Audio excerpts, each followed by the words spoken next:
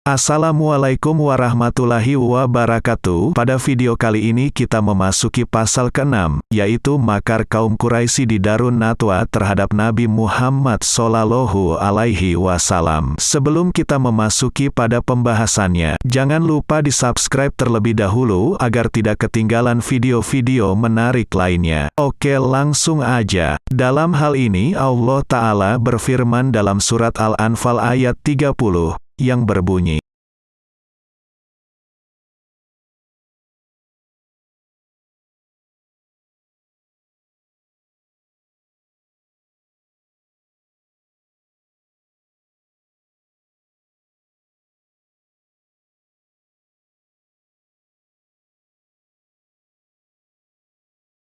cerita selengkapnya mengenai makar orang-orang Quraisy di Darun Nadwa terhadap Nabi Muhammad Shallallahu Alaihi Wasallam adalah sebagai berikut. Kota Makkah pada zaman Nabi Muhammad Shallallahu Alaihi Wasallam. Saat itu ada satu tempat yang disebut dengan Darun Nadwa. Tempat itu sering digunakan oleh pemuka-pemuka Quraisy dalam memusyawarahkan setiap perkara yang penting. Demikian pula tempat itu digunakan oleh gembong-gembong Quraisy dalam rangka mencari jalan atau upaya untuk menggagalkan dakwah Nabi Muhammad Shallallahu Alaihi Wasallam. Gembong-gembong Quraisy itu terdiri dari 5 orang, yaitu Utbah, Syaibah, Abu Jahal, Abu Bukhtar, dan Al-As bin Wa'il. Dan ada riwayat lain mengatakan bahwa gembong-gembong Quraisy musyrikin yang berkumpul di Darun Nadwa untuk menggagalkan perjuangan dakwah Nabi Muhammad Shallallahu Alaihi Wasallam berjumlah 12 orang. Ketika mereka memasuki tempat yang bernama Darun Nadwa itu, sang iblis yang menyamar sebagai seorang kakek tua bertongkat ikut memasuki ruangan itu. Lalu Abu Jahal berkata kepadanya, "Hai kakek tua, kami ini sedang berkumpul untuk merunding sesuatu masalah yang sangat rahasia, maka pulanglah saja kamu." Iblis yang menyamar sebagai seorang kakek tua menjawab, "Saya adalah seorang syaikh datang dari negeri Najd. Saya telah hidup beberapa masa dan telah mencoba berbagai perkara. Saya mengetahui cara mentakwilkan dan menafsirkan yang sangat jitu. Karena itu izinkanlah aku masuk ruangan bersama-sama dengan Tuan. Semoga saya bisa membantu untuk menunjukkan mana perkara yang benar dan mana yang menyimpang." Akhirnya mereka mengizinkan iblis untuk masuk ruangan Darun Nadwa bersama mereka. Ketika sidang dimulai, maka pertama kali yang mengajukan usul atau pendapat ialah Utbah. Ia berkata, "Mati itu adalah hak, maka bersabarlah kamu semua sampai Muhammad itu meninggal dan kita semua selamat dari kejahatannya." Iblis menyangkal pendapat Utbah, "Cih, sungguh buruk sekali pendapatmu itu, kamu tidak cocok disebut sebagai gembong Quraisy, melainkan kamu cocok sebagai pengembala ternak dan keledai. Seandainya kamu semua bersabar menanti sampai Muhammad meninggal dunia, maka agamanya sudah menyebar di timur dan barat, kemudian berkumpullah lasikaryanya yang sangat besar lalu memerangi kamu semua sampai binasa. Apakah itu yang kalian inginkan?" "Tentunya tidak, bukan." Mereka semua menjawab, "Benar sekali apa yang dikatakan kakek tua yang dari negeri Najd." Kemudian Syaibah alaihi lana berkata, "Saya berpendapat agar Muhammad itu kita penjarakan pada satu rumah, dan kita kunci pintunya sampai ia mati kelaparan dan kehausan dalam tempat itu." Iblis berkata, "Pendapat itu pun juga tidak benar, karena sudah pasti Bani Hashim akan berkumpul untuk membebaskannya.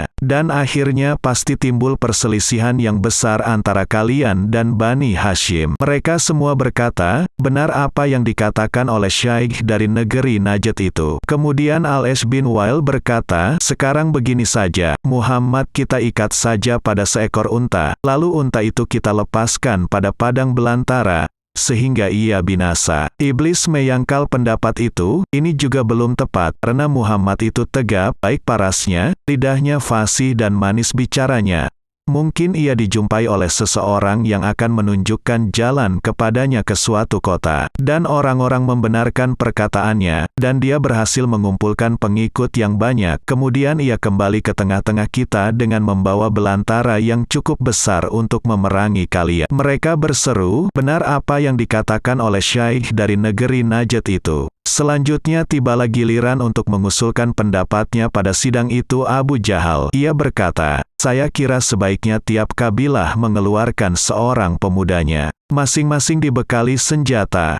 Dan apabila malam tiba kita serang Muhammad secara serentak bersama-sama, lalu kita bunuh bersama-sama sehingga tidak ada yang mengetahui dengan pasti siapa pembunuhnya. Dan apabila sanak saudaranya atau familinya menuntut meminta denda, maka kita dapat mengumpulkan harta dari setiap kabilah dan kita berikan kepada keluarganya. Dengan demikian, kita dapat hentikan tuntutan mereka dan kita bebas dari kejahatannya." Sang Syekh Iblis laknatullah berkata, "Pendapatmu sangat tepat." Dengan pendapat yang diutarakan oleh Abu Jahal ini, anggota rapat sangat menyetujuinya. Maka mereka berpencar keluar dari Darin Natwa untuk mewujudkan rencana jahat tersebut. Kemudian turunlah Jibril alaihi salam dengan membawa ayat sebagaimana yang tercantum di atas, yaitu surat Al-Anfal ayat 30.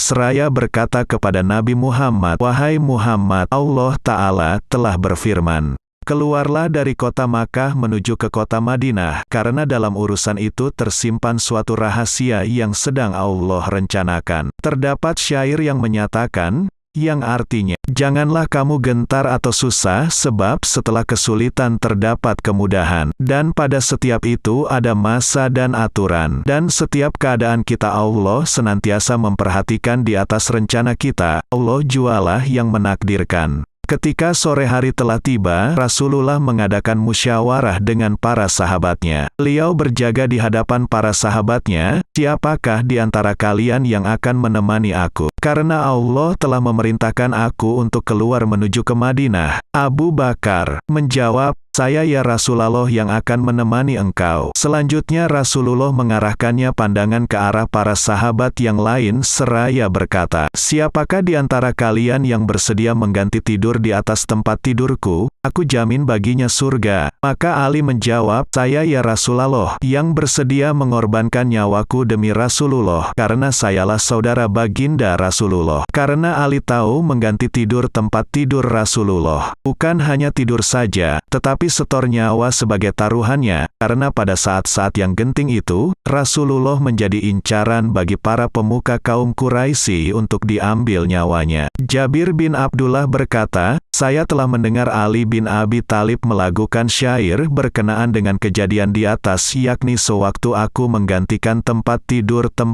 Rasulullah, sedang Rasulullah mendengarkan saja. Aku adalah saudara Mustafa Nabi Muhammad, tiada keraguan dalam nasabku, nenekku dan nenek Rasulullah adalah satu. Aku membenarkan sedang manusia dalam kegelapan kesesatan, syirik dan kemelaratan. Segala puji bagi Allah, tidak ada sekutu baginya, yang sangat baik kepada hamba dan kekal sepanjang masa." Mendengar untaian bait-bait syair yang dikumandangkan oleh Ali, Rasulullah tersenyum seraya berkata, "Benarlah wahai engkau Ali, apa yang kamu katakan." Kita kembali bercerita, pada malam itu Ali tidur di rumah Rasulullah, di tempat tidur baginda Rasulullah. Dan pada malam itu juga, orang-orang kafir ramai-ramai mengepung rumah Rasulullah. Di antara mereka terdapat iblis laknatullah alaihi. Lalu Allah memberi rasa ngantuk dan lalai kepada mereka, sehingga mereka tertidur semuanya. Termasuk juga iblis laknatullah juga tidur nyenyak pada malam itu. Maka keluarlah Rasulullah dengan ditemani oleh Abu Bakar. Mereka berdua melihat orang-orang kafir itu tertidur, sementara alat persenjataan berada di sampingnya. Lalu Rasulullah Shallallahu Alaihi Wasallam mengambil tanah kemudian ditaburkan ke atas kepala mereka. Terdapat suatu riwayat bahwa sewaktu Rasulullah keluar rumah dengan melewati orang-orang kafir yang tertidur nyenyak itu, beliau membaca surat Yasin, sehingga tidak seorang pun di antara mereka yang melihat beliau. Demikianlah berkat kemuliaan surat Yasin. Setelah mendapat beberapa langkah Rasulullah meninggalkan mereka, maka iblis laknatullah alaihi terbangun, lalu ia ia segera membangunkan teman-temannya mereka seraya berkata, "Wahai teman-teman, bangun, bangun, bangun, Muhammad telah pergi meninggalkan kita semua. Tidakkah kalian lihat bahwa ia telah menaburkan tanah ke atas kepala kalian?" Dengan rasa marah mereka bangkit dari tempat tidurnya dan mencari Rasulullah di tempat pembaringannya. Tetapi ternyata yang ditemui di tempat tidur Rasulullah itu adalah Ali. Mereka bertanya, "Di mana Muhammad? Di mana Muhammad?" Ali menjawab, "Tuhan yang Maha Tinggi dan Maha Kuasa telah membawanya pergi ke tempat yang tinggi yang dikehendakinya. Maka janganlah kalian mencarinya di muka bumi ini, karena kemungkinan beliau sedang berada di surga yang tinggi." Ada riwayat yang mengatakan yang datangnya Nabi, bahwasanya Allah Ta'ala telah mewahyukan kepada Jibril dan Mikail, "Allah telah mempersaudarakan antara kalian berdua, dan aku jadikan umur salah seorang di antara kalian lebih panjang dari yang lainnya. Maka siapakah di antara kalian lebih panjang dari yang lainnya? Maka siapakah di antara kalian berdua yang bersedia untuk memberikan kehidupannya kepada saudaranya, masing-masing dari mereka agar dirinya lah yang lebih panjang umurnya?" Lalu Allah mewahyukan lagi kepada mereka, "Tidakkah kalian mau seperti Ali bin Abi Thalib? Aku telah mempersaudarakan antara dirinya dengan Muhammad. Kemudian ia mengorbankan nyawanya untuk saudaranya itu. Maka turunlah kalian berdua ke muka bumi dan pelihara ia dari musuh-musuhnya." Maka turunlah kedua malaikat itu, Jibril berada di arah kepala, Mikail berada di arah kaki. Malaikat Jibril berkata, "Bagus, bagus, siapakah yang dapat menandingimu wahai Ali? Allah telah membanggakan dirimu di hadapan para malaikat yang berada di langit." Sewaktu Rasulullah Shallallahu Alaihi Wasallam menuju perjalanan ke Madinah, Allah telah menurunkan wahyu berkenaan dengan kedudukan Ali karamahullah wajhahu, yaitu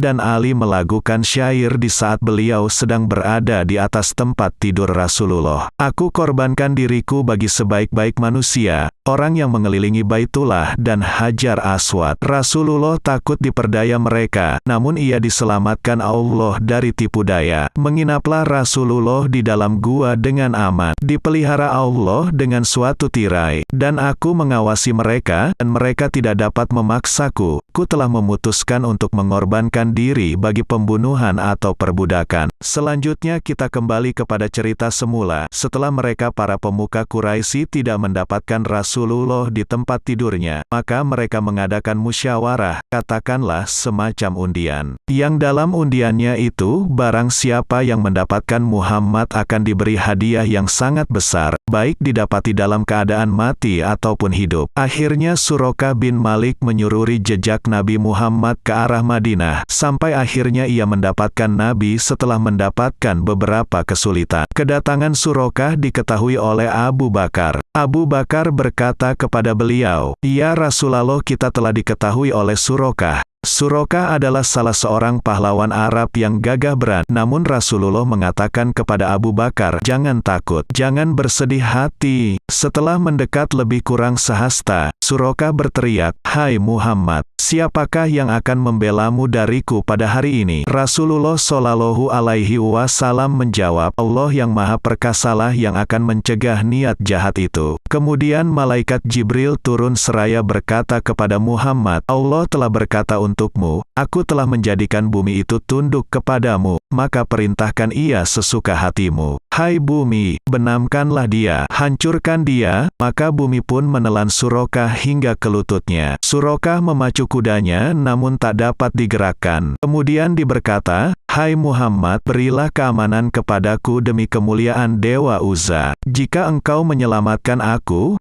pasti akan memihak kepada engkau." Kemudian Rasulullah Shallallahu Alaihi Wasallam membebaskannya, dan telah disebutkan dalam sebahagian tafsir bahwa Suraqah mengulangi perbuatannya jahatnya terhadap Rasulullah itu sampai 7 kali, Setiap kali ia mengingkari janji, bumi menelannya. Akhirnya pada kali yang ke-8, ia bertobat dengan sungguh-sungguh terhadap Rasulullah. Kemudian ia mengeluarkan satu anak panah dari dalam kantongnya, lalu diberikan kepada Rasulullah seraya berkata, "Ya Muhammad, aku mempunyai ternak di arah perjalananmu, maka nanti hubungilah pengembala dan mintalah apa yang Tuan perlukan dari mereka." Rasulullah menjawab, "Hai Surokah, bila kamu tidak mau memeluk agama Islam, maka aku pun tidak tertarik dengan harta kekayaan ternakmu itu." Surokah berkata, "Ya Muhammad, nanti pada suatu saat dakwahmu akan menyebar ke seluruh alam, dan Tuhan akan menguasai manusia, maka mari kita membuat perjanjian, bila tiba hari itu, aku akan menyatakan keislamanku." Lalu Rasulullah Shallallahu Alaihi Wasallam mengambil satu tembikar dan memberikan kepada Surokah, sambil berkata, "Inilah perjanjianku denganmu Surokah." Surokah berkata, "Ya Muhammad, mintalah apa yang menjadi hajatmu padaku." Maka Rasulullah menjawab, "Hai Surokah, permintaanku kepadamu ialah agar kamu menyuruh pulang kembali pasukan Quraisy itu." Kemudian kembalilah Surokah. Di tengah-tengah perjalanan ia berjumpa dengan pemuka Quraisy Abu Jahal. "Hai Abu Jahal, Muhammad telah menempuh jalan lain, bukan jalan ini." Akhirnya mereka pun pulang. Abu Jahal berkata kepadanya, "Hai Surokah, aku kira kamu pasti bertemu dengan Muhammad, maka sekarang ceritakanlah kepada kami apa yang terjadi sebenarnya." Maka Surokah bersyair, "Hai Aba Hakam Abu Jahal, demi Lata, bila Tuan menyaksikan, di hadapan kudaku tak kala ia terbenam, Tuan akan tahu, dan tidak akan ragu bahwa Muhammad itu seorang utusan yang membawa bukti nyata. Kenapa kita tidak memuliakannya? Hendaklah Tuan memulangkan pasukan darinya, karena aku yakin kemuliaan dan kedudukannya akan muncul pada suatu hari." Sahabat Muslim, itulah sekilas cerita penyebab keislamannya Surokah bin Malik. Cerita yang sangat menarik, bukan? Semoga dengan cerita ini dapat memotivasi diri kita semua. Pada video kali ini kita cukupkan sampai di sini. Pada video selanjutnya kita akan memasuki pasal ke-7, yaitu pasal terakhir atau pembahasan terakhir dari peristiwa-peristiwa yang terjadi di hari Sabtu. Oke sahabat Muslim, kita tutup pertemuan ini dengan membaca doa kafaratul majelis bersama-sama. Subhanakallahumma wa bihamdika, asyhadu alla ilaha illa anta, astaghfiruka wa atubu ilaik. Assalamualaikum warahmatullahi wabarakatuh.